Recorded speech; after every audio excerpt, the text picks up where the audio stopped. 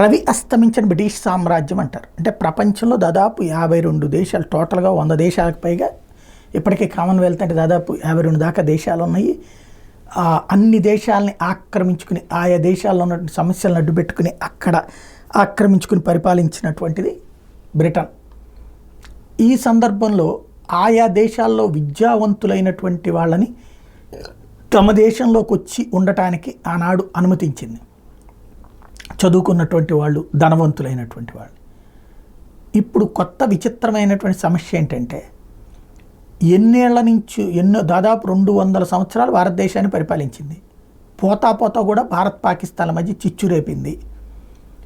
అలాంటి బ్రిటన్లో ఇప్పుడు 2 విచిత్రమైన పరిణామాలు చోటు చేసుకున్నాయి.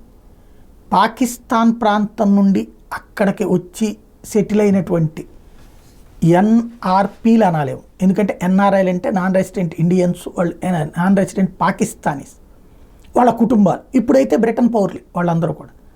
వాళ్ళు ఈవేళ అక్కడ కీలక పాత్ర పోషిస్తూ అన్ని కార్పొరేషన్స్ మ్యాక్సిమం వాళ్ళే గెలుచుకుంటున్నారు. పాకిస్తానీ ముస్లింలే అక్కడ కార్పొరేషన్ దాదాపు 11 దాకా గెలుచుకున్నారు. అది ఒక ఎత్తు అయితే, మరోవైపు సంపద పరంగా చూస్తే బ్రిటిష్ వాళ్ళకి సంబంధించి అంటే highest more property in London is owned by Indians than by British people.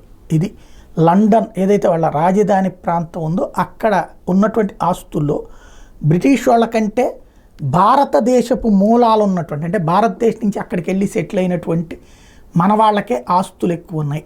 ఇది తాజా లెక్క అనమాట. ఓవరాల్గా భవిష్యత్తులో బ్రిటిష్ వాళ్ళని బ్రిటిష్ వాళ్ళు పరిపాలించుకుంటారు. అంటే ప్రపంచానికి పరిపాలన నేర్పామనేటటువంటి బ్రిటన్ని వేరే దేశం నుండి వచ్చి అక్కడ సెటిల్ అయ్యి అక్కడ పౌరులుగా ఉన్నటువంటి వాళ్ళు పరిపాలిస్తారో చూడాలి. ఎందుకంటే ఇప్పుడు పరిపాలిస్తున్నది భారత ఆరిజిన్ అయినటువంటి రిషి సౌనక్.